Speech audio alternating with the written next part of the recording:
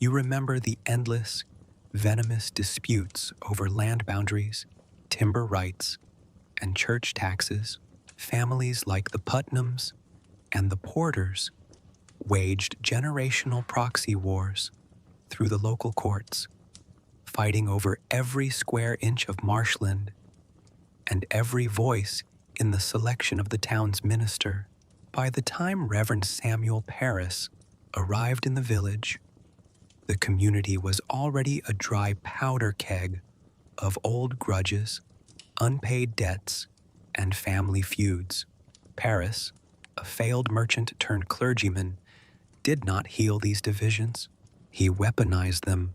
From his pulpit, his voice boomed down upon you, drawing a sharp, terrifying line down the center of the meetinghouse. He told you that there was a faction in the church that was working to destroy him, and by extension, working to destroy God's work in New England. He told you that you were either with him or you were with the devil. For years before the first girl screamed, the language of absolute spiritual warfare had been normalized in Salem. The village had already been trained to look at their neighbors not as flawed human beings, but as cosmic enemies. In this pressurized environment, the young and the powerless bore a unique, silent burden. You think of the girls who would later become your accusers. Girls like Abigail Williams and Betty Parris, living in the dark, suffocating confines of the parsonage. For a young Puritan girl, life was an endless sequence of labor, silence, and submission. Play was forbidden. Toys were non-existent. The expression of strong emotion was treated as a sin requiring severe discipline. They spent their days spinning wool, scrubbing floors, and listening to sermons about the horrors of hell. During the long, dark winter months, when the snow drifted as high as the windows, and the family was trapped together in a small space around the fire, that repression began to warp. It was a pressure cooker without a safety valve. When a few of the girls began gathering in the parsonage kitchen, listening to the folk tales and fortune-telling games whispered by Tituba, an enslaved woman from the Caribbean, they were crossing into a forbidden world. They were looking for a glimpse of their futures, who they would marry, whether they would survive the next winter. But in the highly charged atmosphere of Salem, that innocent, desperate curiosity collided with a profound sense of guilt. When the fits began, the choking sensations, the wild contortions, the terrifyingly loud shrieks, it was the physical manifestation of a psychological breakdown.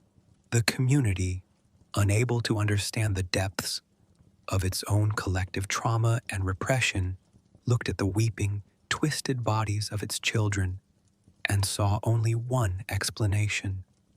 The devil had arrived in Salem, and he had signed his name in a book. You are forced to stand at the front of the meetinghouse, your arms aching from being held by the constable as the room transforms into a theater of the damned. The transition from a community of whispers to a fully operational machine of legal execution requires a specific, terrifying fuel: the validation of the law. You look at the magistrates, men like John Hathorne and Jonathan Corwin, who have ridden out from Boston and Salem town. They do not look like men carried away by hysteria. They are sober, highly educated, and deeply serious. They believe they are doing God's work, and that is precisely what makes them unmerciful. The air in the room is suffocatingly hot, thick with the smell of damp wool and panic. The magistrate leans forward, his quill scratching against parchment, and fixes you with an icy glare. He does not ask if you are guilty. He asks why you have hurt these children. The question itself is a trap. If you deny it, you are a liar. If you remain silent, you are defiant. You open your mouth to protest your innocence, But the moment the first syllable escapes your lips, a blood-curdling shriek rips through the right side of the room. You watch in horror as Abigail Williams throws her head back, her spine arching so violently that her heels touch the back of her skull. Beside her, another girl plunges to the floor, thrashing like a fish pulled from the water, her fingernails tearing at the wooden floorboards until they bleed. The crowd gasps, surging forward against the wooden benches. You try to look away, but as you move your hands to cover your face, the girls mimic your movements instantly. If you clench your fist in frustration, they scream that you are crushing their bones. If you bite your lip in terror, they cry out that you are sinking your teeth into their flesh. This is the introduction of spectral evidence, the legal engine that will destroy you. The court rules that the devil cannot take the shape of an innocent person without their permission. Therefore, if the girls see your specter, your invisible ghostly double, hovering near the ceiling or biting them, it is absolute, undeniable proof that you have signed your name in the devil's book. You realize with a sickening finality that you are fighting an enemy you cannot see, an enemy created entirely within the minds of your accusers. Every defense you offer is turned against you. Your piety is dismissed as a clever disguise. Your tears are called the crocodile tears of a witch. As the days turn into weeks, the machinery of the court expands, feeding on its own momentum. The strategy of the prosecution becomes clear. They need confessions to validate the trials, and they quickly discover that the fastest way to get a confession is to make the alternative unthinkable. If you maintain your innocence, you are a hardened servant of Satan, destined for the gallows. But if you confess, if you fall to your knees, weep, and declare that the devil came to you in the shape of a black dog and forced you to sign his book, your life is spared. The confessors are kept alive to name others. The innocent are hanged. You watch as the first betrayals ripple through the community. Neighbors you have known for 20 years, broken by weeks of isolation and the threat of the rope, begin to break. They confess to flight through the air, to grand Sabbaths held in the parsonage orchard, to sticking pins into the effigies of their friends. And then, to save themselves, they look across the room and point at you. They remember a time you walked through their orchard and the fruit rotted early. They remember a disagreement over a boundary line. The law has turned survival into a currency, and the only way to pay for your life is to trade the life of your neighbor. The pressure to conform to the madness is absolute. In the tavern at night, men who once doubted the girls now speak in hushed, urgent tones, convincing themselves that the danger is real. To voice doubt about the trials is to invite an immediate accusation upon yourself. The community has entered a state of collective psychosis, where logic is inverted and paranoia is celebrated as civic duty. You stand in your cell, the heavy iron fetters bruising your ankles, listening to the distant sound of hammers down by the gallows. You realize that the people running this court are no longer interested in the truth. They are caught in a current of their own making, a current too fast and too deep for anyone to stop. The girls have tasted absolute power. The daughters of servants can now bring down the wealthiest landowners in the colony with a single twitch of their fingers. The magistrates have staked their reputations on the existence of the conspiracy. The trap is fully sprung, and the ascent of the madness has left no room for retreat. You are sitting in the dark of the Boston jail, a place where the concept of mercy has been entirely erased from the stone walls. The transition from a respected member of a village to a prisoner in chains is a slow, methodical stripping away of everything that tells you who you are. The cell is not a room, it is a stone chest, barely high enough for a grown person to stand, and so damp that saltpeter grows like a white fungus along the mortar lines. The only light enters through a single, narrow slit. High up in the granite wall, a gray ribbon that tells you when another day of your survival has passed. The isolation of this place is absolute, but it is not quiet. You are surrounded by the sounds of others who have been discarded by the world. To your left, a woman is coughing, a dry, rattling sound that has grown weaker with every passing week. To your right, the heavy clink of leg irons reminds you that you are chained to the floor. Like an animal waiting for the slaughterhouse, the irons are perhaps the most intimate cruelty of your confinement. They are not merely locks, they are heavy, unyielding collars of rough pig iron, bolted around your ankles and wrists, constantly chafing against your skin until the flesh becomes raw, infected, and numb. The jailer does not care. In fact, you are charged for the very irons that bind you. In 1692, incarceration is a business. You must pay for your own room, your own meager rations of moldy bread and sour water, and even the fee to have your chains put on and taken off. If your family cannot or will not pay, you are left to starve in the dark. But the physical torment is nothing compared to the weight of your own mind. In the silence between the groans of your fellow prisoners, you confront the true pinnacle of your isolation, the total collapse of your social identity. Every anchor that connected you to the human race has been severed. Your property has been seized by the sheriff. Your cattle have been driven off. Your crops left to rot in the unharvested fields, and your household goods sold at auction to pay for the cost of your prosecution. Your children have been scattered, taken in by relatives who look at them with suspicion, wondering if the witch's blood runs thick in their veins.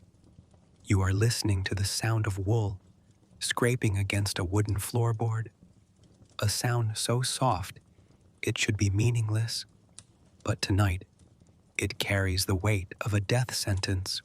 The room around you is cold, not the sharp, clean cold of an open field, but the damp, heavy chill of a house that has kept its windows shut for months to keep out the devil, the wilderness, and the whispers of your neighbors. In the dark, the air smells of tallow candles, unwashed linen, and stale rye bread.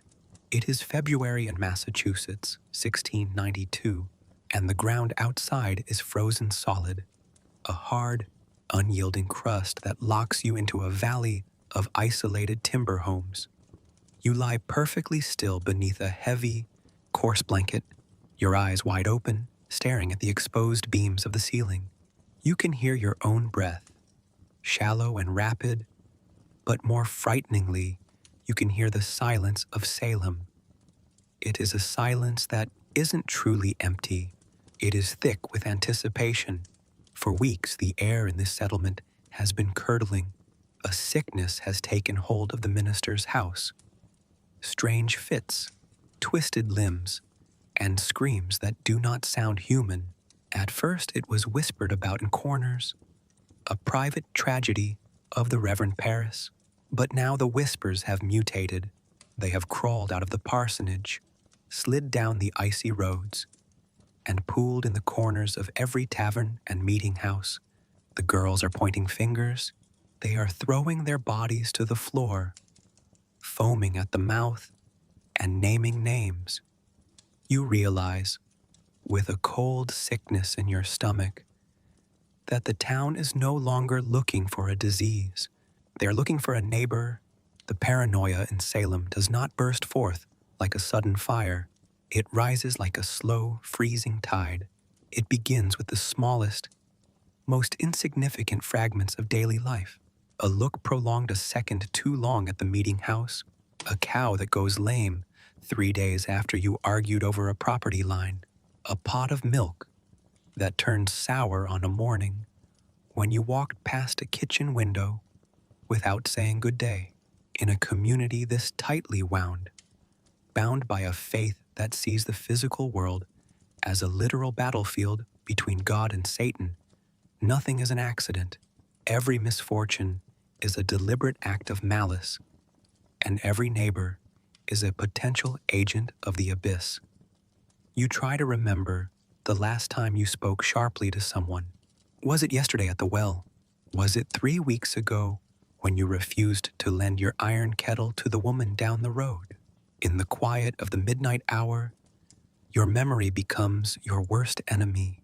It sifts through years of ordinary human friction, turning every minor grievance into a weapon that can be used to destroy you. You begin to understand the true horror of this place. Innocence is not a shield. In fact, your belief in your own innocence is the very thing that makes you vulnerable, because you cannot conceive of the trap until the iron jaws have already snapped shut around your ankle. The transition from citizen to outcast happens in the space between two heartbeats. It often begins at dawn. You are standing at your hearth, trying to coax a spark out of yesterday's ashes, when you hear the heavy, rhythmic thud of boots on the frozen mud outside. It is a sound that everyone in Salem has come to dread. The footsteps stop outside your door. There is no polite rap, no neighborly call. There is only the authoritative, splintering strike of a staff against the oak paneling. When you open it, you do not see the face of a stranger. You see the constable, a man whose children have played with yours, a man you have sat beside in the freezing pews for 7 hours every Sunday. He does not look you in the eye. He looks at a piece of parchment in his hand, his voice strained, but steady as he reads the words that erase your humanity. You are charged with high suspicion of sundry acts of witchcraft done or committed upon the bodies of the afflicted. The words feel heavy, archaic, and terrifyingly absolute. As he reaches out to take your wrist, you look past his shoulder and see them, neighbors. They are standing at a distance, silhouettes against the gray winter sky, watching from behind their stone walls. No one steps forward. No one calls out in your defense. The very people who traded with you, who helped you raise your barn, who wept with you when the winter fever took your youngest child, now pull their coats tighter around their chests and turn their faces away. To defend you is to invite the same accusation upon themselves. The moment the shadow falls on you, you are already dead to the world of the living. You are marched through the snow toward the meeting house, the central spine of Salem's spiritual and political life. On any other day, this building is a place of solemn worship, but today it has been transformed into an amphitheater of terror. As the heavy doors push open, the heat of 100 packed bodies hits you, a suffocating wall of wool, sweat, and breath. The room is silent for a fraction of a second as you're led down the center aisle, and then the noise begins. It is a low, rumbling murmur, like the sound of stones grinding together at the bottom of a river. You look ahead and see the magistrates sitting at a high table, elevated above the crowd. They are men of law and religion, dressed in severe black cloaks with white bands at their throats, their faces carved from the same hard granite as the New England hills.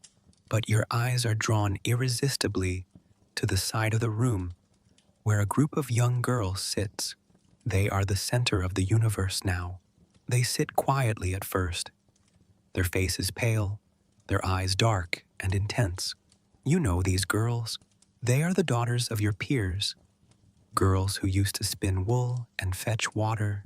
But as you take your place at the front of the room, facing the judges, a sudden, sharp intake of breath ripples through their ranks. One of them begins to tremble, another lets out a low, guttural moan that rises into a piercing shriek. The trial has begun, and before you have even spoken a single word, the room has already decided that you are a monster. You must understand that the trap which snapped shut around you in the winter of 1692 was not forged in a day. Its iron jaws were cast decades earlier, in the deep, brooding isolation of a landscape that felt entirely hostile to human life. To grow up in New England was to grow up on the absolute edge of the known world. Behind you lay the vast gray expanse of the Atlantic Ocean, cutting you off from the comforts and history of Europe. Before you lay the great frontier, an endless, dark ocean of ancient trees that the ministers openly call the devil's territories. You remember the stories told around the hearth when you were a child, stories that were never meant to entertain, but to warn. In the Puritan mind, the wilderness was not merely a physical space to be cleared for crops. It was a living, breathing entity populated by invisible principalities of evil. Every rustle of the wind through the pines at twilight, every sudden cry of an owl in the swamp, was interpreted as a sign of a spiritual enemy waiting for the community to falter.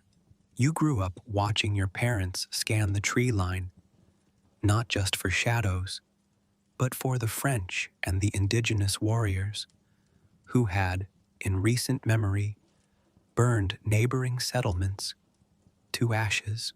The trauma of those frontier wars lived inside the bone marrow of Salem. Almost every family had lost a brother, a cousin, or a parent to a sudden night raid. The psychological soil of the colony was saturated with blood, grief, and an agonizing, perpetual state of hypervigilance. But the danger outside the village walls was nothing compared to the danger within. You were raised under the crushing weight of a theology that offered no easy comfort. From the moment you could understand speech, you were told that the human heart was deceitful above all things, naturally corrupt, and inherently prone to rebellion against God. The doctrine of predestination meant that before the foundation of the world, it had already been decided whether you were chosen for eternal life or destined for the fires of damnation, and there was no way to know for certain which side of the line you fell upon.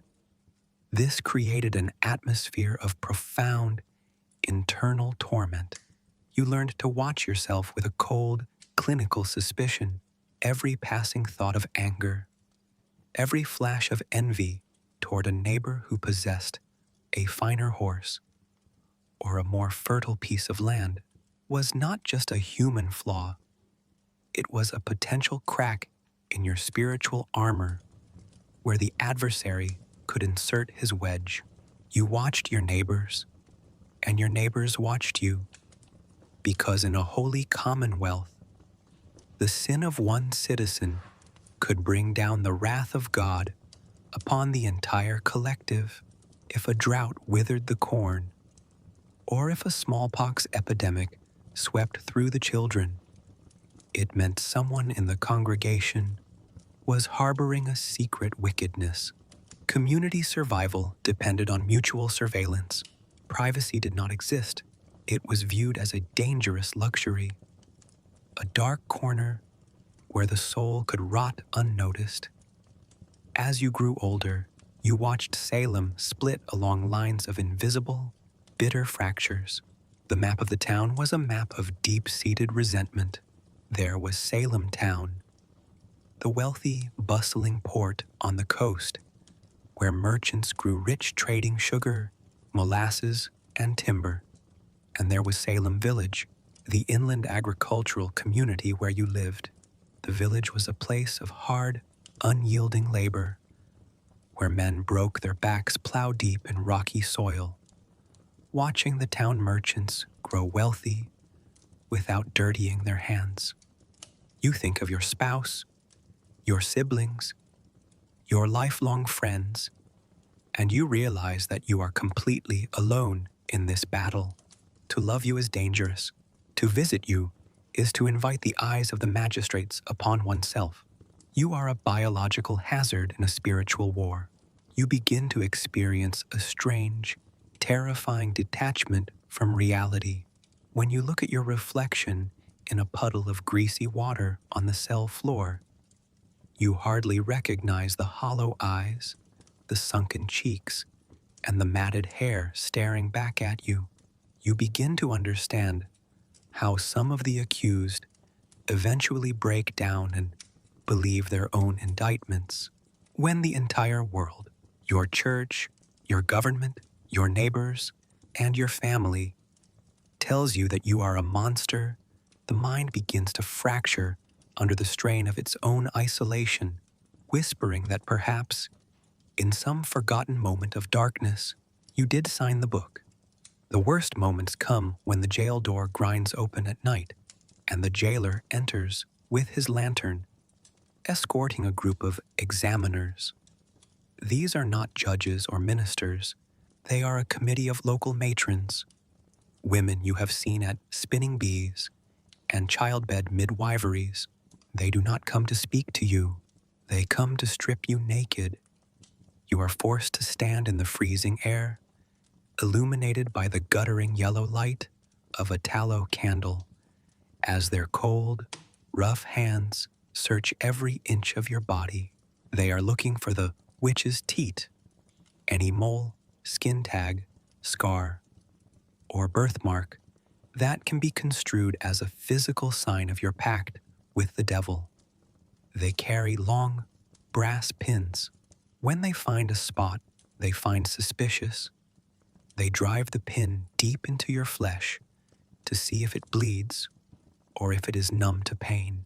You cry out, your voice echoing off the damp stones.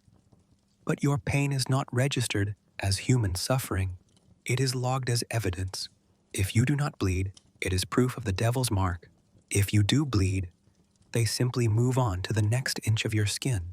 The humiliation is total. A systematic violation designed to break your spirit and remind you that your body is no longer your own.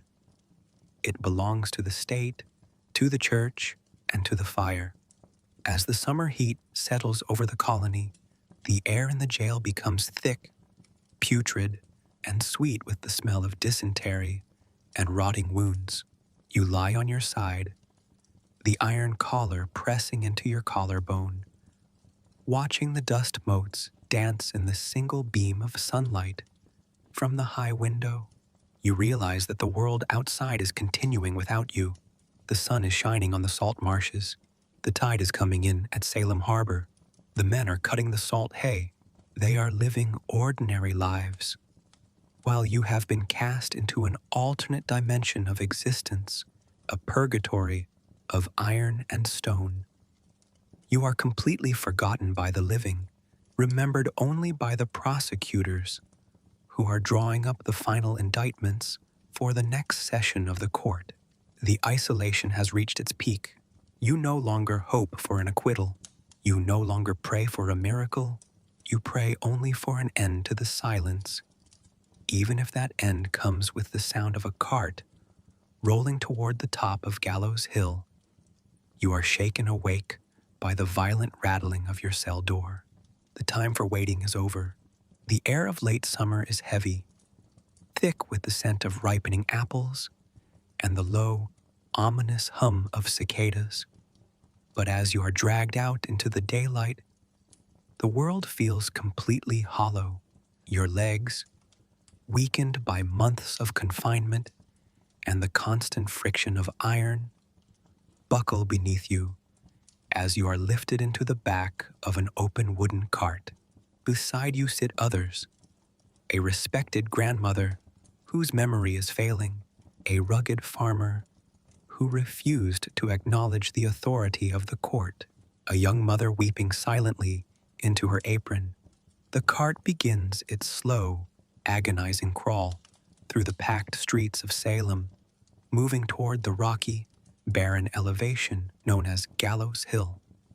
This is the moment the illusion of unity in the colony begins to shatter. As the cart jolts over the ruts, you look out at the crowd lining the road. The feverish, unified anger that gripped the town in the spring has begun to curdle into something else, a deep, unspoken horror. You see faces you recognize, but they are no longer twisted with righteous rage. They are pale, drawn, and terrified. People are looking at you, then looking down at their own hands, realizing that the blood about to be spilled belongs to their own flesh and blood. The empire of absolute certainty is fracturing. The cart jolts to a halt at the crest of the hill. Before you stands a large, ancient oak tree, its thickest branches stripped of their leaves, rigged with coarse hemp ropes that sway gently in the hot breeze. There is no scaffold here, no grand architectural display of state power, just a tree, a ladder, and an executioner who looks more like a tired butcher than an agent of divine justice. One by one, the condemned are forced to climb the rungs. You watch as an old man, a pillar of the community who spent his life clearing the wilderness, takes his place beneath the noose. Instead of screaming or cursing, he begins to recite the Lord's Prayer. His voice is steady, resonant, and perfectly clear. For a Puritan, this is a moment of profound psychological crisis. A witch is supposed to be physically incapable of uttering that prayer without stammering or blaspheming. Yet, he speaks the words beautifully, his voice echoing across the hillside. The crowd begins to murmur, surging forward. You see people falling to their knees, weeping openly, realizing the terrifying truth. They are hanging saints, not witches. But the ministers step forward, their voices booming over the crowd, quickly spinning the narrative, telling the people that the devil can transform himself into an angel of light to deceive the elect. The ladder is turned, the body drops, the sound of the neck snapping is a sharp, clean crack that seems to silence the entire valley. When your turn comes, the world shrinks to the width of the wooden rung beneath your bare foot. The hemp rope is rough against your neck, smelling of tar and old sweat. As you look out over the landscape one last time, you see the fractures extending far beyond the borders of this village. You see the wealthy merchants from the town standing apart from the village farmers. Their faces grim. They have realized that this madness is destroying the colony's economy, halting trade, and threatening the very charter of Massachusetts. The governor's own wife has recently been accused. The intellectual elite in Boston are beginning to write urgent letters, questioning the use of spectral evidence. The structure is collapsing under the weight of its own excess. But for you, the political awakening comes too late. The executioner reaches out his hand. You close your eyes, not out of fear of the drop, but out of a profound, exhausting desire for the nightmare to end. The paranoia that began with a whispered word in a dark parsonage has run its course, demanding its final payment in blood. With a sudden, violent lurch, the air is cut off from your lungs, and the world of Salem fades into a spinning vortex of gray and black. You are no longer a body in a cart or a name whispered in terror. You have become an echo. When the madness finally burned itself out in the autumn of 1692, it left behind a landscape that looked exactly the same, yet was entirely unrecognizable. The judges folded their parchments, The girls fell silent and returned to their spinning wheels, and the heavy oak doors of the jail were finally unbolted. But you cannot simply undo a winter of total betrayal. The air of Salem remained thick with a heavy, suffocating silence, the kind that follows a catastrophic storm when no one dares to speak of the damage. The survivors walked back to their homes, through fields that had been neglected for months, passing by barns that were empty because their livestock had been seized and sold. Neighbors who had sat in the witness box and sworn away the lives of their childhood friends now had to pass those same friends' children on the narrow country lanes. They did not look each other in the eye. They looked at the ground or at the tree line, carrying a communal guilt so profound that it became a physical weight in the colony. The village had looked into the abyss of its own paranoia, and what it saw standing there was not the devil. It was themselves. Within a few years, the very fabric of the myth began to unravel. The collective psychosis broke, leaving behind a cold, gray hangover of regret. In 1697, 5 years after the final execution, the colony observed a day of public fasting and repentance. One of the lead judges, Samuel Sewall, stood before his congregation in Boston while the minister read his confession of guilt, taking upon himself the blame and shame of the trials. Even Ann Putnam Jr., one of the primary accusers, whose frantic gestures had sent dozens to their deaths, stood up in the meetinghouse a decade later to beg forgiveness from the community. She claimed she had not acted out of malice, but that she had been blinded by a great delusion of Satan. But the words, however sincere, could not put the earth back over the bones on Gallows Hill.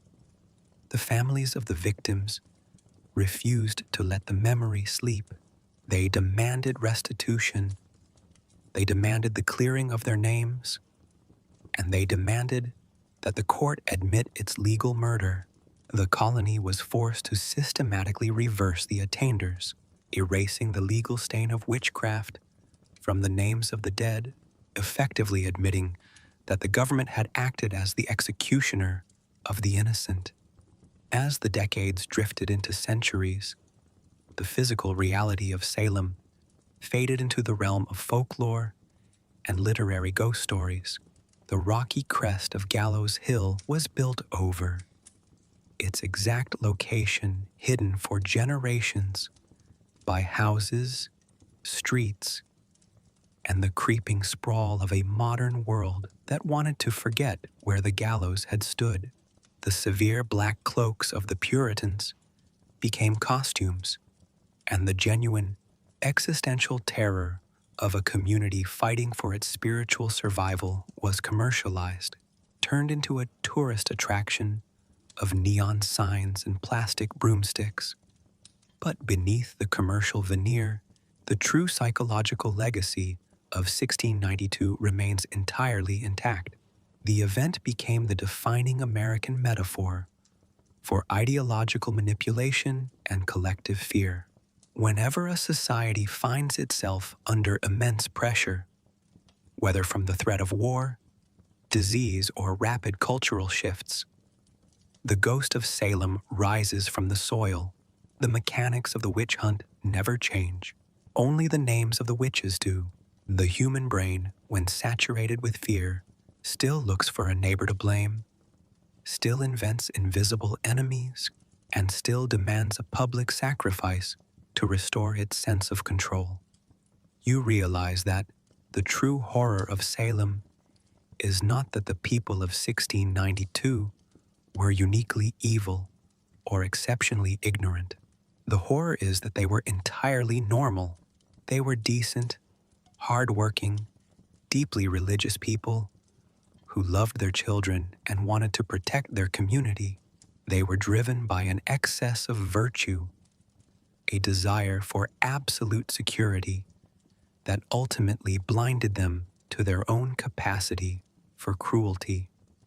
The echoes in the dark do not warn us about monsters waiting in the woods. They warn us about the quiet, ordinary rooms where we live. They whisper that the thin veneer of civilization can be stripped away in a single weekend by a well-placed rumor, a sudden panic, or a group of frightened people looking for a villain to explain their pain. The shadows of Salem never really left the American landscape.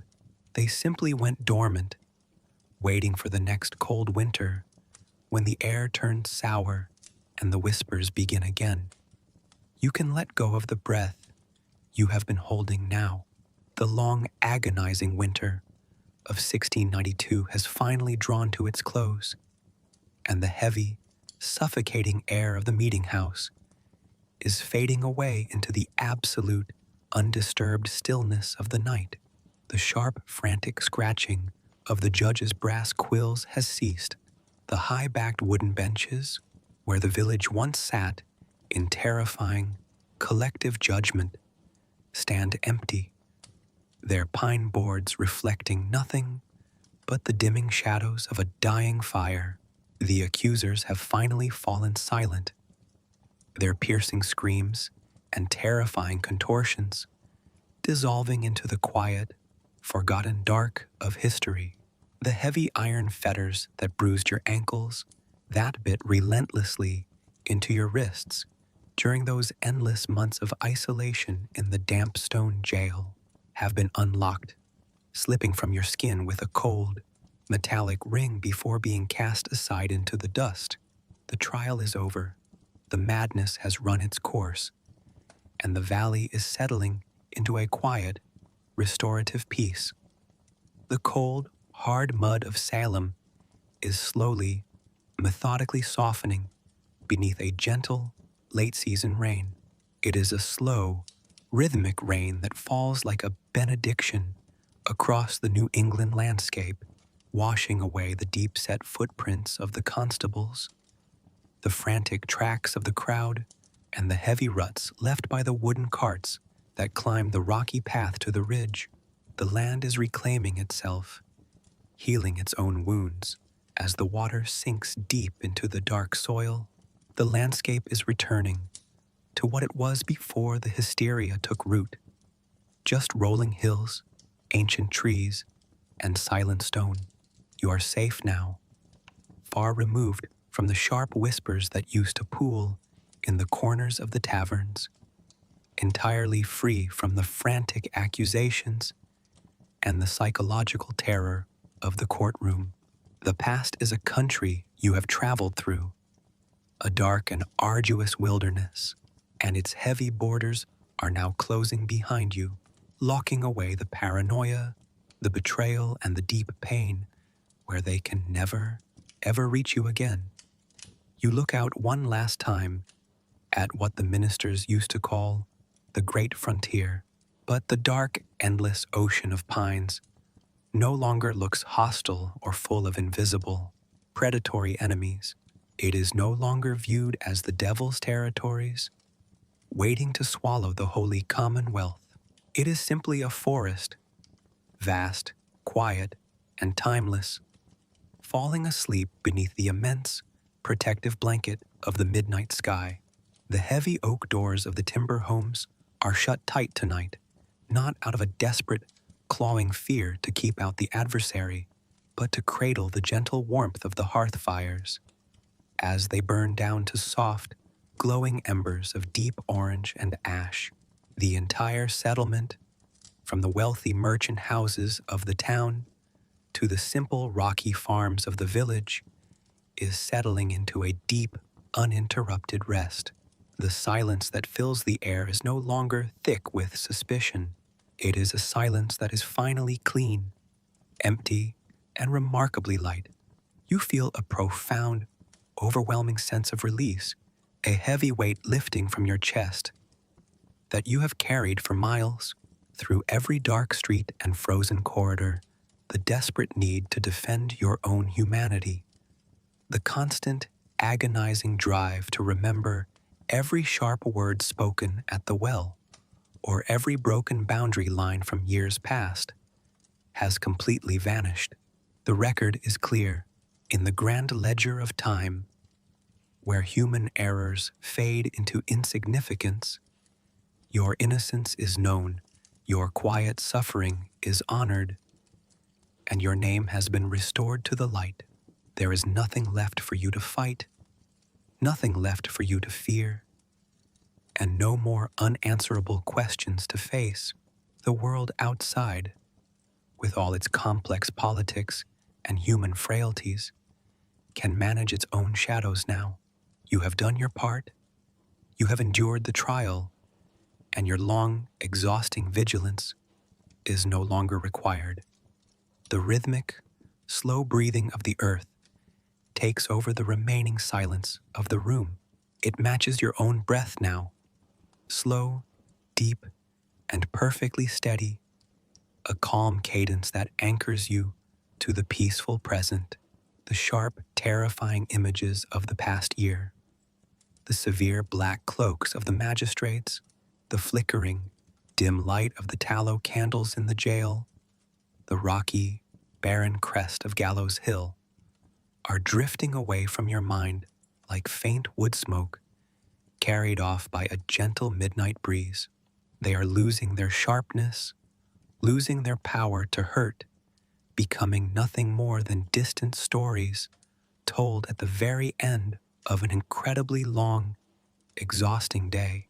They are fading quietly into the wide margins of an ancient history book, a book that has already been carefully closed, set upon a shelf, and left to rest undisturbed. You are lying beneath a heavy, warm blanket of spun wool, completely safe and entirely protected in the deep quiet of the present moment. The darkness around you is no longer thick with anticipation or the fear of a sudden knock at the door.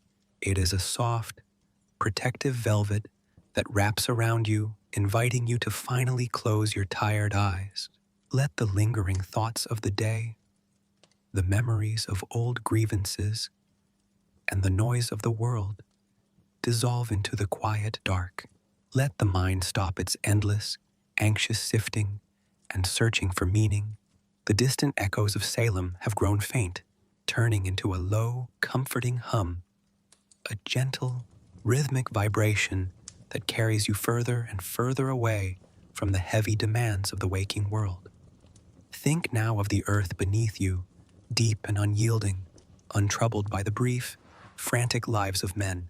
For thousands of years before the first timber was cut for the meetinghouse, this land lay in a state of primal grace.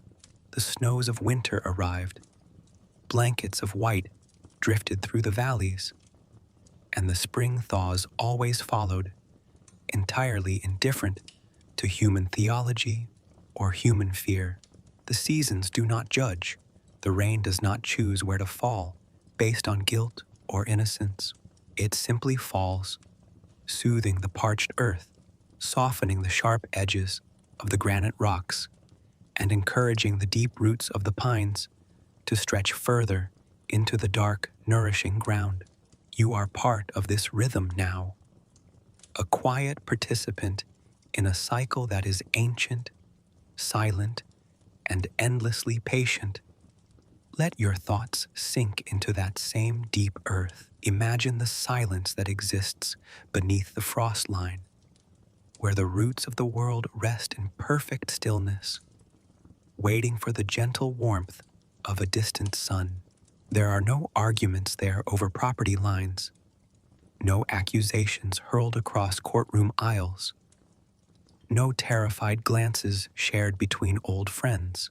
There is only the slow, magnificent pulse of nature, a steady heartbeat that has survived every human crisis and will continue long after the names of the judges and the accusers have been eroded from their gravestones. You are anchored to that stillness tonight, anchored so deeply that the shifting winds of human opinion can no longer move you. The room you occupy is small, but it is a sanctuary. The shadows on the wall do not carry the shapes of specters or the malicious intent of an invisible world. They are merely the soft, familiar play of light from the dying hearth, dancing gently across the rough-hewn timber. Each beam of wood has a history of its own. Once a living tree that stood tall in the wilderness, weathering storms and basking in the summer sun, before being shaped by human hands to provide shelter. It holds up the roof above you, strong and steady, keeping out the wild elements, keeping out the cold, and creating a safe perimeter where your spirit can finally let down its guard. You can hear the structural timbers creak slightly in the night wind, a low, familiar groan that sounds less like a threat and more like a lullaby, assuring you that the house is holding, that the roof is firm, and that you are protected. Listen to the rain as it gently pats against the glass panes of the window. Each drop is a tiny, soft impact, a minuscule sound that joins with millions of others to create a vast white noise that blankets the entire valley. It drapes itself over the tavern where men once argued over your fate. It dampens the roof of the parsonage where the madness began. It settles over the quiet graves of those who did not survive the winter. The rain makes no distinctions. It performs a quiet, universal cleansing, washing away the residue of a dark era, dissolving the salt of so many tears into the neutral, forgiving soil. The world is being made clean again, piece by piece, drop by drop, while you rest undisturbed. The warmth of the blanket is like an old friend, a heavy, comforting presence that grounds you in the physical reality of the present. It isolates you from the chill of the past, creating a small, private ecosystem of absolute comfort where only your breath and your heartbeat matter. Feel the texture of the wool against your skin, rough but honest, a tangible proof that you are here, that you are whole, and that you have survived. The pain in your limbs, the phantom ache of the iron fetters, is beginning to melt away under this steady warmth.